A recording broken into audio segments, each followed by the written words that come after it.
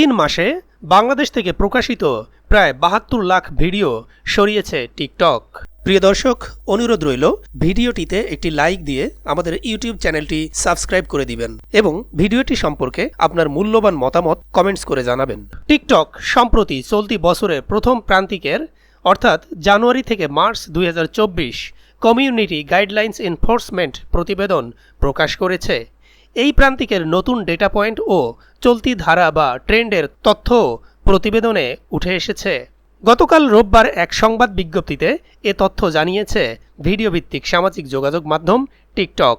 প্রতিবেদনে বলা হয়েছে ২০২৪ সালের প্রথম প্রান্তিকে কমিউনিটি গাইডলাইন্স লঙ্ঘনের কারণে বাংলাদেশ থেকে টিকটকে প্রকাশিত ৭১,৭১,৮৩২টি ভিডিও সরানো হয়েছে।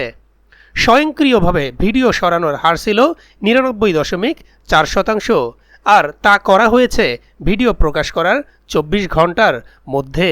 প্রতিবেদনের তথ্য অনুযায়ী ২০২৪ সালের প্রথম ৩ মাসে বিশ্বজুড়ে টিকটক ১৬,৬৯,৯৭,৩০৭টি ভিডিও সরিয়েছে, যা টিকটকে প্রকাশিত ভিডিওর প্রায় ০.৯%।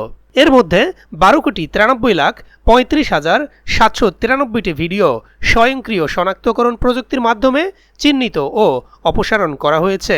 অন্যদিকে ৬০,৪২,২৮৭টি ভিডিও যাচাই বাছাই করে আবার টিকটকে ফিরিয়ে আনা হয়েছে। এছাড়া তরুণদের নিরাপত্তা নিশ্চিত করতে অ্যাকাউন্টও নিষ্ক্রিয় করেছে টিকটক।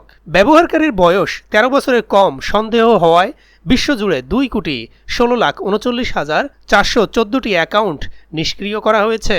সংবাদ বিজ্ঞপ্তিতে জানানো হয়েছে, স্বচ্ছতা বাড়াতে টিকটক এবার প্রথমবারের মতো মন্তব্য বা কমেন্টের সেফটি টুলগুলো ব্যবহারের মাধ্যমে সরানো ও ফিল্টার করা কমেন্টের পরিমাণ প্রকাশ করেছে। টিকটক কমেন্টের সেফটি টুলের মাধ্যমে এ বছরের প্রথম ৩ মাসে ৯৭,৬৪,৭৯,৯৪৬টি মন্তব্য সরিয়েছে ও ফিল্টার করেছে। এ সংখ্যা প্রকাশিত মন্তব্যের ১.৬%। এছাড়া এই টুল ব্যবহার করে টিকটকের ভিডিও নির্মাতারা ৩৩৮,১৬,৪৬,৭২২টি কমেন্ট ফিল্টার বা অপসারণ করেছে। টিকটকের কমিউনিটি নির্দেশনা লঙ্ঘন করা আদেও শনাক্ত ও মূল্যায়ন করতে এবং এর বিরুদ্ধে পদক্ষেপ নিতে উদ্ভাবনী প্রযুক্তি ও কর্মীদের মধ্যে সমন্বয় করা হয়ে থাকে। পর্যায়ক্রমে টিকটকের প্রকাশ করা কমিউনিটি গাইডলাইন্স এনফোর্সমেন্ট রিপোর্ট থেকে টিকটকের আদেও ও অ্যাকাউন্টের পরিমাণ ও ধরন সম্পর্কে বিস্তারিত তথ্য পাওয়া যায়।